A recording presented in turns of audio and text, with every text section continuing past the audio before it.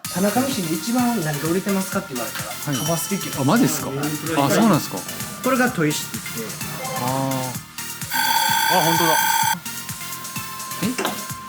本当だ。早っ。薄く本当だ。いや、ちょっとっていうか全然違いますね。つけば職業用ミシンでも縫える可能性が増える。なんかレザーっていうと敷居が高いイメージがどうしてもあったんです。それは多分ミシン屋さんの、はいいやわかんないですよ。入りづらいなとかもしかしたらあるかもしれないな。だからそういうのもなんかなくしていけたら。これちなみにおいくらとかあるんですか。おいくら？あ、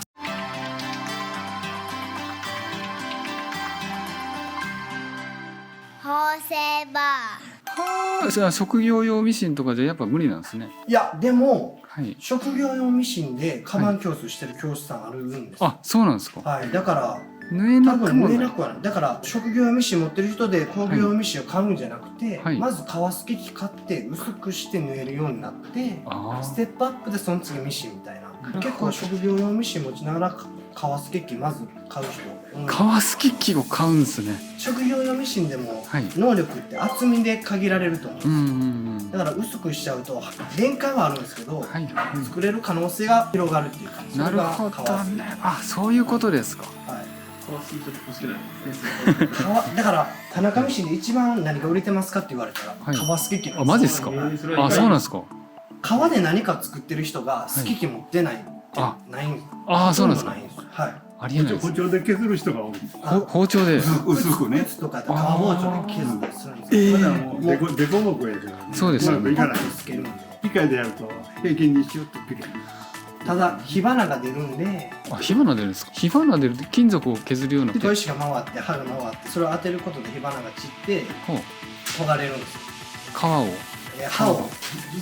刃を研いでちょっといい。いいですか？これが革スケッキ。革スケ機です。でこっちにオレンジ色があるんで、ありますね。はい。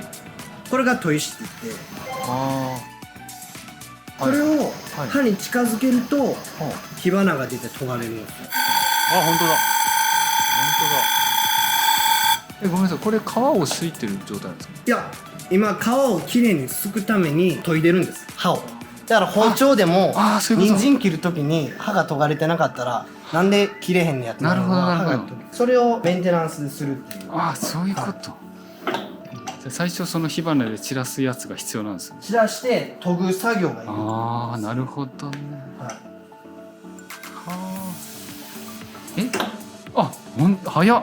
早いっす。っていうかさらっとやりますね。はい。あ、ちょっと薄く。ああ、本当だ。いや、ちょっとっていうか全然違いますね。はい。へえ。だから多分職業用ミシンとか進まへんとかいうのはもしかしたら厚みの限界があるからなんなでるほどつけば職業用ミシンでも縫えるは可能性が増える。なるほど。でカーブとかやったらこあうクラッチモーターでこうペダルやりながらあ、なるほど。あ、本当だ。全体にすくっていうことはできないんですか。全体のスプーンも幅限られるんですけどまあこの押さえアタッチメントを変えると広くなるんです。こういう幅が大きさ変わるんで、はいはいはい。もっと広い。そんなのもある。これまた別の機械。はい大きい。また大きい機械があるんですけど。で基本的には縫い代とかをすくようなイメージなんですかね。だと僕は思うんですけど、なるほど。お客さんに聞くのもしかしたら一番で、はい結構この研ぐのとはい。刃の位置が重要なんでほうそれのトラブルがあるから YouTube でやることではい。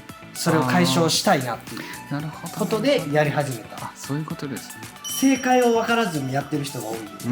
なんかこう。う火花が出たら研がれてるみたいな、研いでるんですけど透けないんですっていうのはほうほう研ぎ幅とか刃の位置とかこれまた YouTube に上げてますんでそれ見てもらったら綺麗につけるんあーで結構ハードル上がるんですけどこれができるようになったら作るもののレパートリーが増えるんちゃうかな。だかなるほど。ら逆に帆布とかって透けないと思うんですよ。はい。だとやっぱり厚みの分限界あるんですよ。逆レザーミシン難しいわって逆にレザーの方が透けるから確かに厚みを変えら簡れる。単に縫える可能性が増える。なるほどな。レザーっていうと敷居が高いイメージがどうしてもあったんです。それは多分ミシン屋さんのいやわかんないですよ。わかんないですけどミシン屋さんのちょっともしかしたらこの受け答えでなんか力うん入りづらいなとかもしかしたらあるかもしれないなっていう、だからそういうのもなんかなくしていけたらなところで今やってますね。なるほど。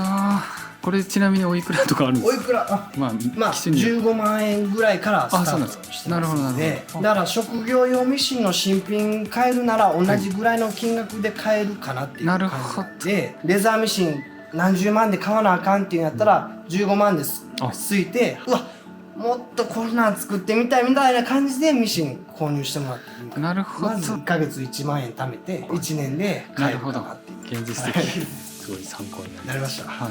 革付き機っていうのが僕よく分かってなかった。うん実際歯で削るんですね。歯で削ります。なんかギューってやるわけじゃなくて、だからこれ見たら圧縮してるとか、そう僕の妹はい圧縮してるんやと思う、はいはい。言ってるんですよ。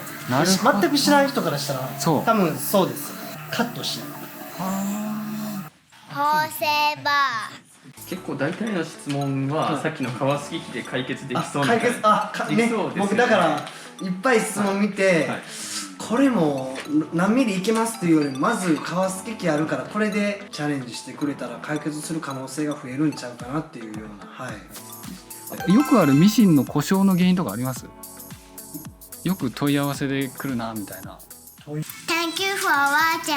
Please subscribe to our channel.